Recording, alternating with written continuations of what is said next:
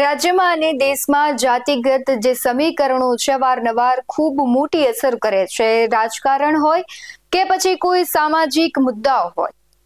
અત્યારે જે રાજ્યની પરિસ્થિતિ છે, અમદાવાદમાં જે 7th ડે સ્કૂલની બહાર જે હત્યા કેસ થયો તેને લઈને સૌ કોઈના હૈયા હચમચી ગયા છે અને આ મુદ્દાને લઈને અત્યારે ખૂબ ચર્ચાઓ થઈ રહી છે. જાતિગત જે સમીકરણો છે તેને લઈને પણ ચર્ચાઓ થઈ છે.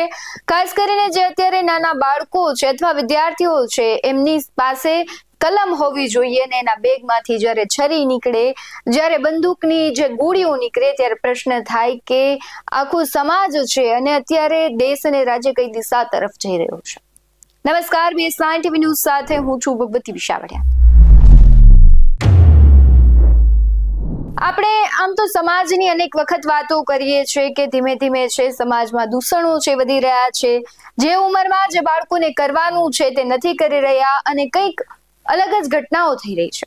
ગુજરાતમાં સામાજિક તત્વોનો આતંક વધી રહ્યો છે, વ્યસનો વધી રહ્યા છે આજના યુવાધનમાં. અને હવે આ નવું આવ્યું છે કે અત્યાર સુધી તમે સાંભળ્યું હતું કે વિદેશમાં જે બાળકો છે સ્કૂલે બંદૂક લઈને જાય છે, પરંતુ હવે આ જ વસ્તુ આપણા દેશમાં અને એમાં પણ જે સુરક્ષિત ગુજરાતની જે આપણે બણગા ફૂંકીએ છીએ એવા ગુજરાતમાં અને અમદાવાદમાં ઘટના થઈ.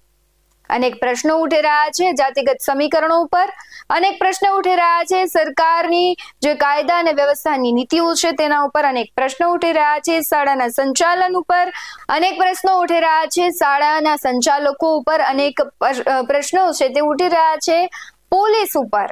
ત્યારે હવે પ્રશ્નો છે અનેક છે, પરંતુ આનો જવાબ કોઈ નહીં આપી શકે, કારણ કે કોઈ એક છે વ્યક્તિ જવાબદાર નથી આ ઘટના માટે. અને આ સમગ્ર ઘટનાને લઈને જિગ્નેશ મેવાણીએ પણ પ્રતિક્રિયા આપી છે. શું કહી રહ્યા છે જિગ્નેશ મેવાણી તેના પર નજર કરીએ. અમદાવાદના મણિનગર વિસ્તારની સ્કૂલમાં નયન સંતાણી નામના ધોરણ 10ના વિદ્યાર્થીની ધોરણ 8માં ભણતા એના જુનિયર વિદ્યાર્થી દ્વારા જે પ્રમાણે સ્ટેબિંગ કરીને હત્યા કરવામાં આવી એ આખા ગુજરાત અને દેશ માટે બહુ ચિંતાનો વિષય છે. આપણે ગુજરાત અને દેશની નવી પેઢી એ કઈ દિશામાં જવા માંગે છે એવો એક બહુ સિરિયસ સવાલ ઊભો થાય. આવી માસૂમ ઉંમરમાં પણ કઈ રીતે આ પ્રમાણેની ઘટનાને અંજામ આપવાનું મન થાય, એક બહુ મોટો સવાલ છે. જે ભોગ બનનાર પરિવાર છે એને હું મારી સાંત્વના પાઠવું છું, શ્રદ્ધાંજલિ પાઠવું છું. અને આપણા પરિવારના દીકરા કે દીકરી સાથે બન્યું હોય તો આપણે ધ્રુજી જઈએ, હચમચી ઉઠીએ, એવી આ ઘટના છે.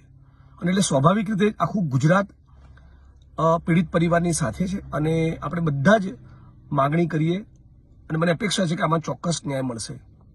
પણ સાથે સાથ એ પણ ખાસ કહેવા માંગુ છું ગુજરાતની જનતાને કે આવા મુદ્દામાં કોઈ પણ રાજકીય માણસો અને રાજકીય રંગ, ખાસ કરીને કોમવાદી રંગ આપવાની કોશિશ ન કરે.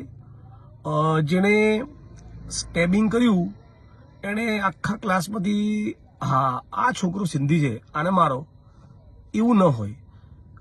કોઈ વિદ્યાર્થી બીજા વિદ્યાર્થી સાથે લડે તો વિદ્યાર્થીઓની કુમળા મનમાં કોઈ જાતિ અને ધર્મ એવું બધું ખાસ કંઈ હોતું નથી. આપણે બધા જાણીએ છીએ એ બધા રાજકારણીઓના ખેલ હોય છે. એટલે આને કોમવાદી રંગ કોઈ ન આપે અને પીડિતો માટે આપણે સાચી આપણી સંવેદના વ્યક્ત કરીએ અને પીડિત પરિવારને ન્યાય મળે. આપણા ગુજરાતમાં આપણે બધા જ વાલીઓ તરીકે, ગુજરાતી તરીકે એક ચિંતન કરીએ કે શા માટે વિદ્યાર્થીઓમાં આવી માસૂમ અને કુમળી વયે હિંસાના સંસ્કાર કેમ રૂપાતા હોય છે. અને આ હિંસાના સંસ્કાર દરેક જાતિ અને ધર્મમાં છે. હું ઘણી સ્કૂલો બાબતે સાંભળતો હોઉં છું કે દલિત સમાજના વિદ્યાર્થીઓ ફક્ત દલિત સમાજથી બિલોંગ કરે છે એટલે કારણે મધ્યાહન ભોજનથી અલગ લાઈનમાં બેસાડવામાં આવે, રાઈટ, કે દલિત સમાજના વ્યક્તિને ગોળી ચડવામાં દેવામાં આવે કે વાળ ન કાપે. તો એ અસ્પૃશ્યતા પાડનારા કે દલિતો પર હિંસા કરનારા માણસોની કોઈ દિવસ જાતિ નથી કહેતો હતો કે આ સમાજના લોકોએ દલિતો સાથે અસ્પૃશ્યતા પાડી કે હિંસા કરી. એ જાતિવાદી માનસિકતાવાળા અસામાજિક તત્વો છે. એટલે આ જે કૃત્ય બન્યું એ બહુ જ દુઃખદ, બહુ જ શર્મનાક, બહુ જ ચિંતાજનક છે. અને ફરી એકવાર પીડિત પરિવારોને મારી શ્રદ્ધાંજલિ તો પાઠવું છું, પણ ગુજરાતની જનતાને અપીલ કરું છું કે આવી બાબતમાં અને કોઈ પણ રીતે કોમવાદી રંગ ન મળવો જોઈએ. આપણે બધા ગુજરાતી છે અને ગુજરાતી તરીકે એક રહેવું જોઈએ.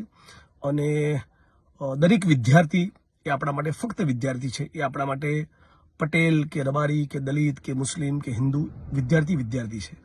અને વિદ્યાર્થીઓની અંદર આવું વૈમનસ્ય કે ઝેર ન ફેલાય એ પ્રમાણેની આપણી પ્રતિક્રિયા હોવી જોઈએ. તમને શું લાગી રહ્યું છે આ ઘટનામાં કમેન્ટ બોક્સમાં જરૂરથી જણાવજો. આવા જ બધા વાલો સાથે ફરી મળતા રહીશું.